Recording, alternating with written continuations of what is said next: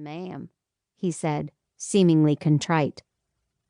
She took a deep breath and let it out all at once. "Reggie.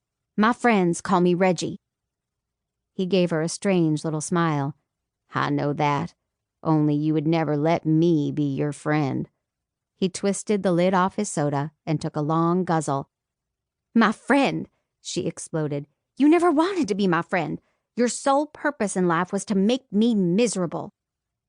"If you say so." He smirked and took another swig.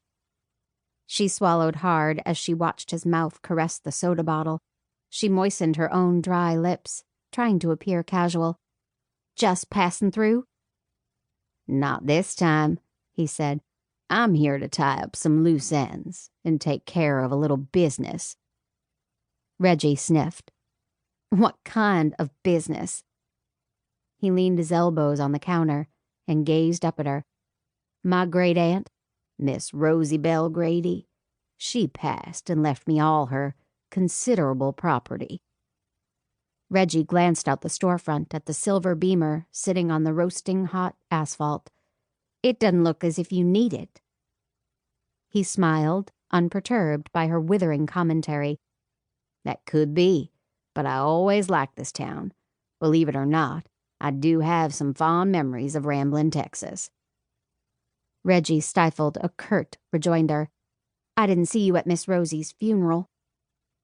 His brash humor faded abruptly.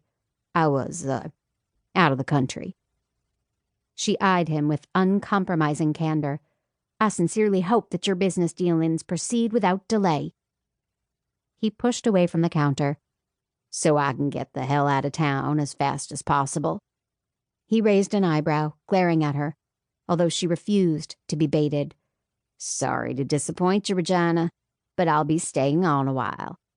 He tilted the bottle and drained the contents. "I swear, if you call me that one more time, I'm going to climb across this counter and smack you one." He opened his eyes wide in mock disbelief. "You would assault me on my very first day back in town?" She glowered, crossing her arms over her chest. "Assault? You sound like a friggin' asshole lawyer or something." "Guilty as charged." Reggie experienced the choking sensation again. "Great." He replaced the bottle cap and flipped the empty into the trash container behind the counter. "See you around, Regina." That didn't go well, but it never did with Reggie, he reminded himself. He didn't know why he thought she would treat him any differently than she had in the past. Always had hated him. Always would. Snotty bitch.